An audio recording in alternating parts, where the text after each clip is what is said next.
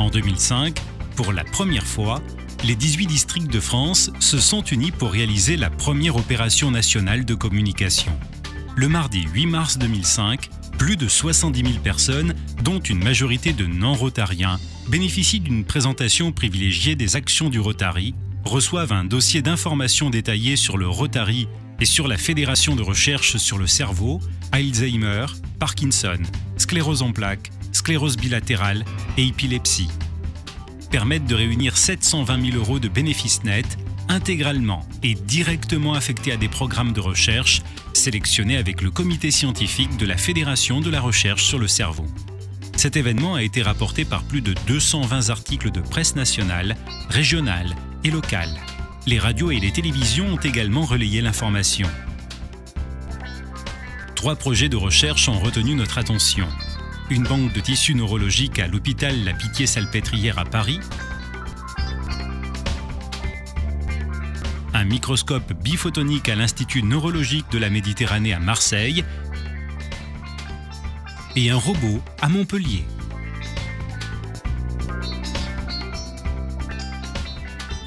Le mardi 16 mai 2006 avait lieu l'inauguration du microscope biphotonique de l'Institut de neurobiologie de la Méditerranée.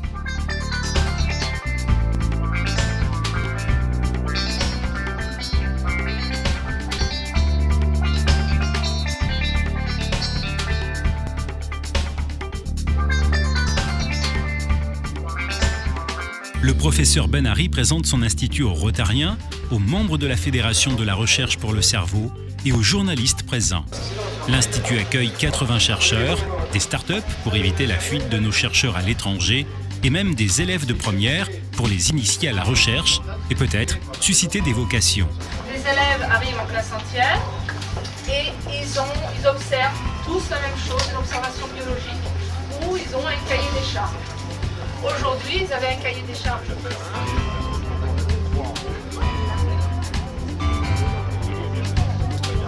Et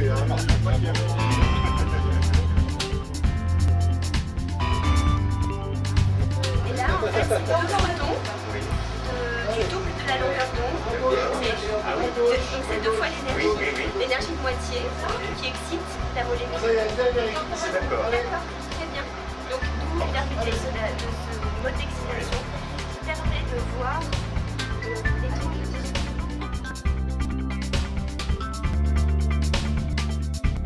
Bon, mesdames et messieurs, bonjour. Je suis ravi de vous accueillir ici.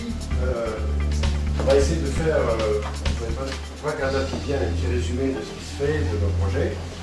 Alors, je vais commencer par donner la parole à M. Montabert, ancien gouverneur, qui va nous expliquer en quelques mots les buts du Rotary. M. Montabert.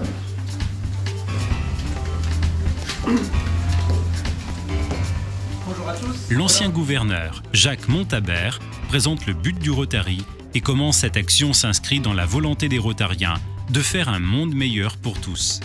Alors je vais d'abord commencer, je m'excuse auprès de tous mes amis rotariens qui savent ce que c'est, mais vous êtes nombreux à ne pas le savoir. Donc le Rotary est une association internationale de professionnels dont la devise est servir d'abord. Et donc c'est au titre de cette devise, servir d'abord, que les Rotariens qui fêtaient l'année dernière donc, le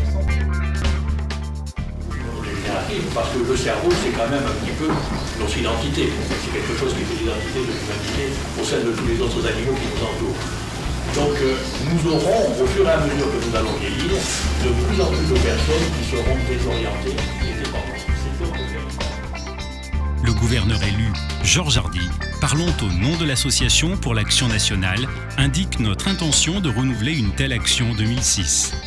Nous avons décidé de suivre le chemin qu'avaient ouvert nos aînés et de reprendre cette opération. Le président de la Fédération pour la recherche sur le cerveau souligne la qualité de la collaboration établie entre le Rotary de France et la Fédération, et en quoi celle-ci est exemplaire et porteuse d'espoir pour l'avenir. Pierre Cachera de la Fondation pour la recherche sur l'épilepsie et secrétaire général également de l'FRC. Et puis alors la cheville ouvrière que j'ai à peine besoin. Je voudrais, au nom des chercheurs et du conseil scientifique de la FRC, remercier le Rotary pour ce qu'il nous a permis de faire, c'est-à-dire jouer le rôle. Madame Graillet, qui représente le directeur de l'INSERM, qui est parmi nous. va le dire dans quelques mots. Et l'émergence donc de ce centre de recherche qui fait la fierté de l'INSERM. Pourquoi? Parce qu'en fait, on a un lieu unique.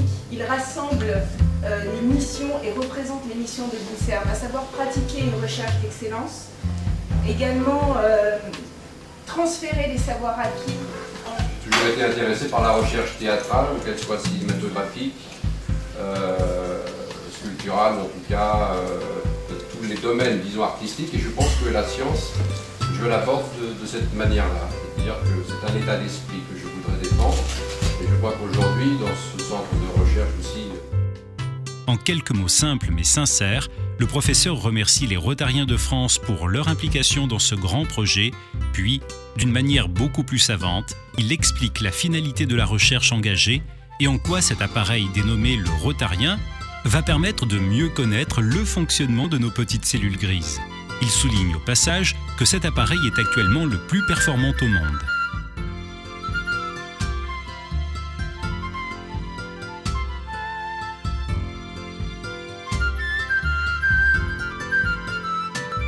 Pour une action qui contribue à valoriser l'image du Rotary dans le public français, par une information directe auprès d'un public ciblé, par le soutien à une grande cause, la recherche sur les maladies du cerveau, maladies qui touchent 10% de la population et ne laissent personne indifférent, par l'impact médiatique que permet d'avoir l'action simultanée de milliers de clubs Rotary en France et l'effet de résonance que cela provoque. Engagez-vous personnellement et engagez votre club à réaliser dans votre ville ou en association avec d'autres clubs dans une ville voisine à renouveler cette action avec l'aide de votre district et des gouverneurs de France engagés dans cette opération.